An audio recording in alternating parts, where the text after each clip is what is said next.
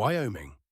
A sandstone rock weathered into the rough shape of a teapot gives its name to the oil field beneath it, and to the scandal that will, for the next 50 years, be the measuring stick of American political corruption. Until 1972, when reporters need a single word for a government rotted from the top, they reach for this one: Teapot Dome. The bones of it are simple. The United States government owns emergency oil reserves set aside for the Navy. A cabinet secretary secretly leases those reserves to two private oilmen with no competitive bidding. In return, the oilmen quietly hand him hundreds of thousands of dollars as loans, in cash, in one case delivered in a little black bag. The cabinet secretary is Albert Bacon Fall, Secretary of the Interior. And when the long unraveling is finished, he will become the first member of a presidential cabinet in the history of the United States to go to federal prison for crimes committed in office. No forged bonds tonight, no Ponzi arithmetic. This is a different specimen for our gallery. The fraud where the thing being sold is the government itself, and the collateral is the public's trust in it. To understand the theft, understand the house it happened in. Warren G. Harding becomes president in 1921 on a promise of normalcy after the Great War, a genial, handsome, spectacularly unsuspicious man who fills his administration with cronies from back home in Ohio. The press later calls them the Ohio Gang, poker buddies and political fixers who treat the federal government as a buffet. Harding himself is not thought to have stolen. His sin is trust. "I have no trouble with my enemies," he reportedly said.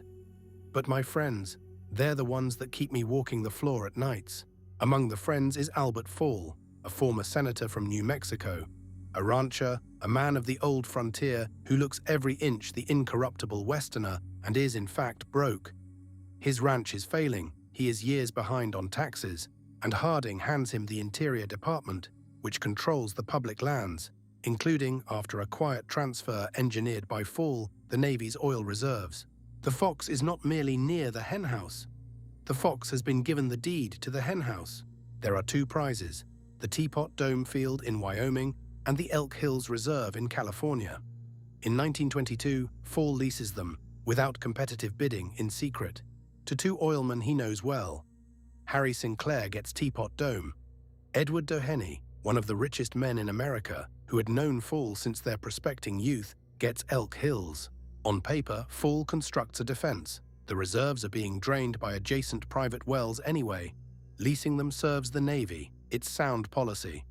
And there is a sliver of genuine argument there, which is exactly what makes it workable. But then the money moves.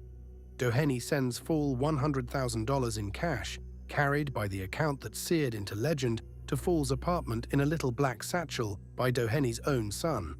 Sinclair funnels well over $200,000 more in bonds and cash and stocks the Fall ranch with prize cattle.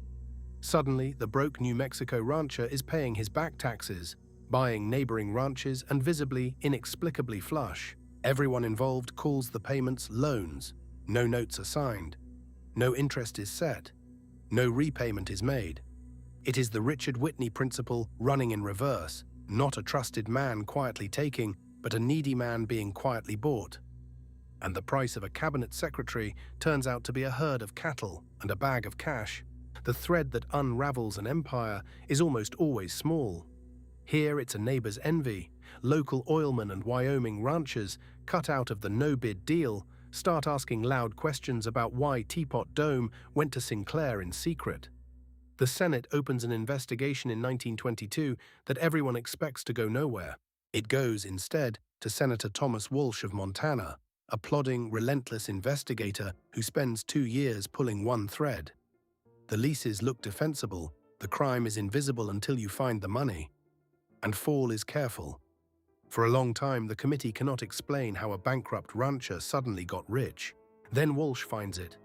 The trail of Fall's sudden solvency, the improvements to the ranch, and finally the testimony that Doheny had sent the $100,000 in cash.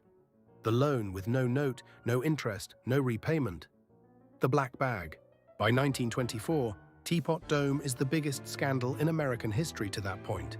Bigger, in its day, than anything until Watergate borrowed its shadow 50 years later. President Harding is already dead. He died suddenly in office in 1923, before the worst broke, his reputation buried with the scandal his friends had built. The Supreme Court eventually voids the leases outright, ruling they were obtained through fraud and corruption, and the reserves returned to the Navy. Now the ending that still makes law students blink. The bribery cases drag through the courts for the rest of the decade, and they produce a verdict of almost comic contradiction. Edward Doheny, the man who gave the $100,000, is tried and acquitted of bribing Albert Fall. Albert Fall, the man who received that same $100,000, is tried and convicted of accepting a bribe from Doheny. The same transaction, no giver, one taker. In 1929, Fall is fined and sentenced to a year in prison. And in 1931, broken in health and fortune, he enters the New Mexico State Penitentiary, the first former cabinet officer ever imprisoned for official crimes. Sinclair serves a short term too, not for the bribery, but for contempt of the Senate and for hiring detectives to shadow the jury. Fall serves his time, comes out ruined, and dies in poverty in 1944. The incorruptible-looking Westerner remembered as the very symbol of corruption. Doheny keeps his fortune. His family's oil money outlives the scandal by generations. So where is the paper empire in a bribery scandal? Right here, Teapot Dome is the moment America learns that the biggest asset a swindler can steal isn't in any vault. It's the assumption that the government is not for sale. Fall stole a few $100,000. What he cost the country was the innocent belief that a cabinet secretary's signature meant what it said. That's the same currency Ponzi and Kruger and Whitney all counterfeited, trust, just issued by the state. And notice the pattern hold one more time. The leases were almost legitimate, the policy argument almost sound. The most dangerous frauds are never the obvious lies. They're the reasonable-looking deals with a black bag moving quietly underneath. The playbook. What Teapot Dome adds to the manual. Rule 1. The cheapest thing to buy is a powerful man who's secretly broke. Find the debt behind the title. Rule 2. Call the bribe a loan and the theft a policy. Paperwork that looks reasonable is the best disguise money can rent. Rule 3. What corruption actually steals is never the cash. It's the next person's faith that the deal was clean. The paper empire ledger adds the bribes that toppled a cabinet, a few $100,000 that cost a nation far more, and stands at roughly $366.5 million counted. Some thefts you can't fit in the column, because money was never paper. It's belief, wearing paper's clothes. Next time on Paper Empire, 1963, a New Jersey warehouse district, and tanks supposedly brimming with millions of dollars of salad oil, collateral for loans from the finest banks in the world. Inspectors dipped their measuring rods and found oil floating on top of seawater. The swindle that nearly broke American Express next. Subscribe.